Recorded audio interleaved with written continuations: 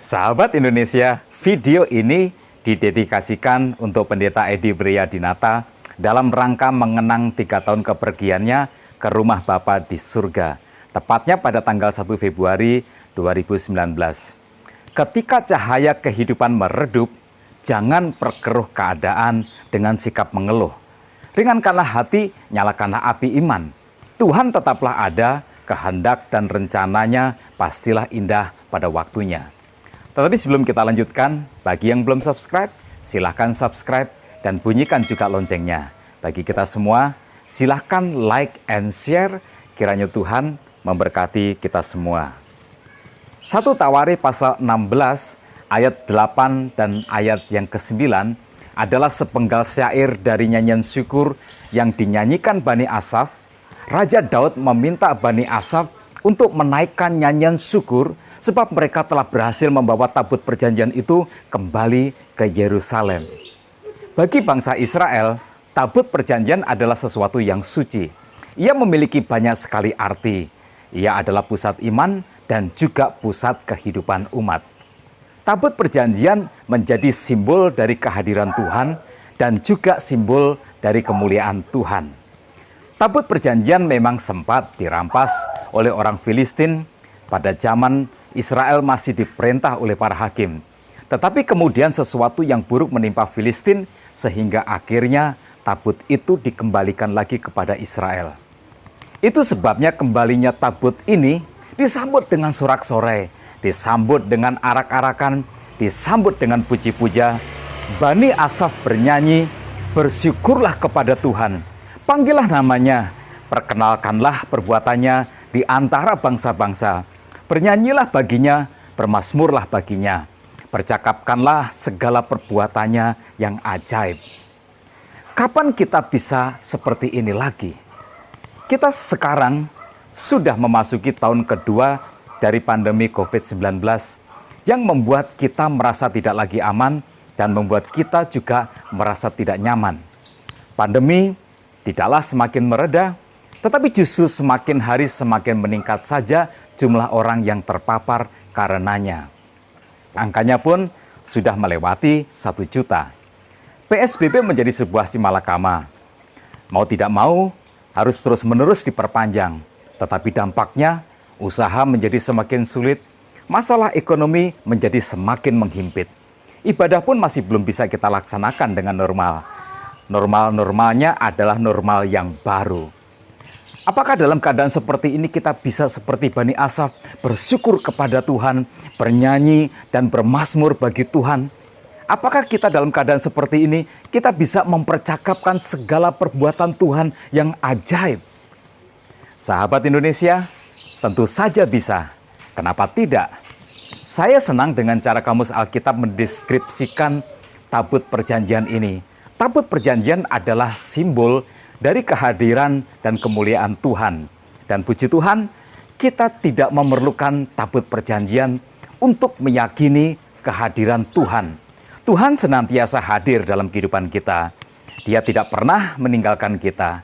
Dia selalu ada di setiap musim dalam kehidupan kita. Ia ada saat kita senang, ia ada saat kita susah. Ia ada saat kita sehat, ia juga ada saat kita sakit. Ia ada saat kita ada di dalam keadaan yang aman, ia juga ada saat kita ada di dalam bahaya. Ia ada saat kita sedang di dalam kelimpahan, ia juga ada saat ekonomi benar-benar menghimpit. Tuhan Yesus pernah berkata, "Aku akan menyertai kamu senantiasa sampai kepada akhir zaman." Surat Ibrani juga menegaskan, "Sekali-kali aku tidak akan membiarkan engkau, dan sekali-kali aku tidak akan meninggalkan engkau." Saat kita kehilangan, kita hanya kehilangan sesuatu yang sebenarnya tidak memiliki nilai kekekalan. Tetapi kita tidak pernah kehilangan Tuhan. Kita tidak pernah kehilangan sumber kehidupan kita. Kita tidak pernah kehilangan sumber berkat, sumber pertolongan, dan sumber kekuatan kita. Kita tidak pernah kehilangan sumber keselamatan kita. Saat kita ditinggalkan, kita sebenarnya tidak ditinggalkan dalam keadaan yang benar-benar sendirian. Tuhan tetap ada dalam kehidupan kita. Ia selalu hadir, baik saat kita tertawa maupun saat kita menitikkan air mata. Ia selalu hadir saat kita merasa hidup kita sedang di puncak performa, tetapi ia juga hadir saat kita merasa bahwa semua seolah-olah sia-sia belaka. Itu sebabnya kenapa kita merasa tidak bisa bersyukur kepadanya. Ada banyak alasan, ada banyak yang Tuhan lakukan. Justru di saat-saat pandemi seperti inilah pertolongan Tuhan menjadikan kita ada sampai saat ini. Kehadiran Tuhan sangatlah berarti untuk kita bisa melewati situasi yang sulit seperti ini. Tabut perjanjian Tuhan juga merupakan simbol dari kemuliaan Tuhan. Kemuliaan Tuhan di tengah-tengah umatnya, kemuliaan Tuhan yang selalu menaungi umatnya. Andai jika engkau dapat melihat kemuliaan ini, pastilah engkau dapat melihatnya di mana-mana. Kemuliaan Tuhan ada di balik keadaan kita yang baik, kemuliaan Tuhan juga ada di balik keadaan yang menurut kita tidak baik. Kemuliaan Tuhan ada di balik situasi yang aman, tenang, tentram, dan damai. Tetapi kemuliaan Tuhan juga ada di balik setiap masalah, kesulitan, ujian, ataupun juga pencobaan.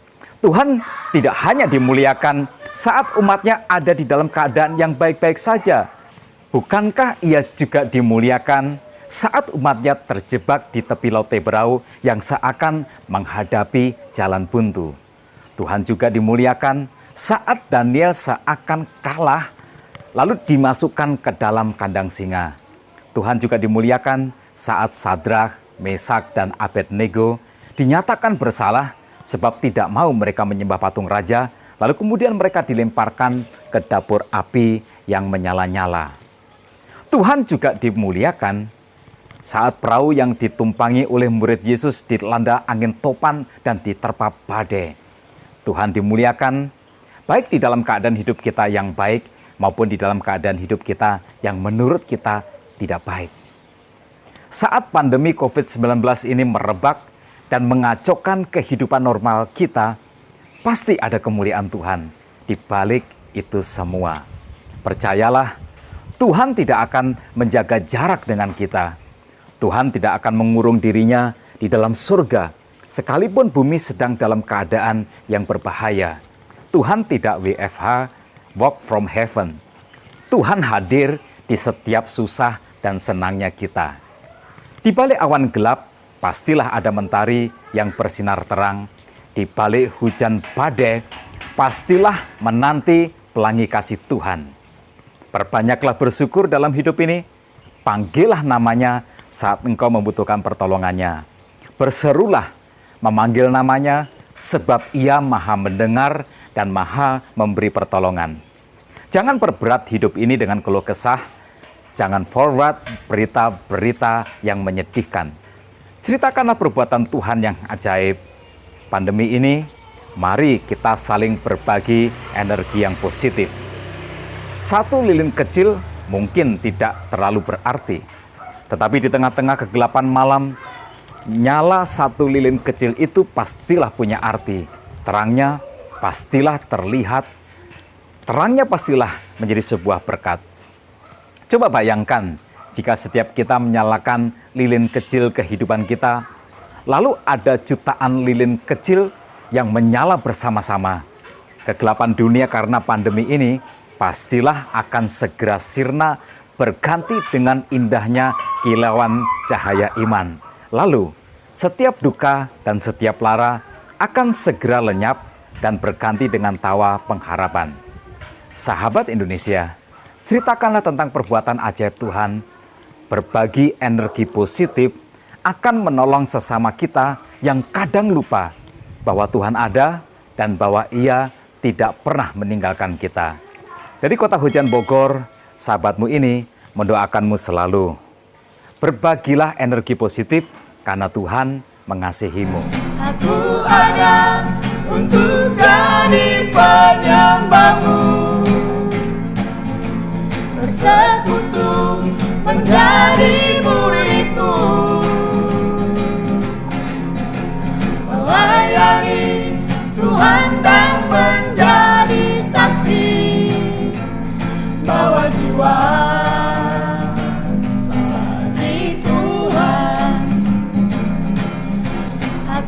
ada untuk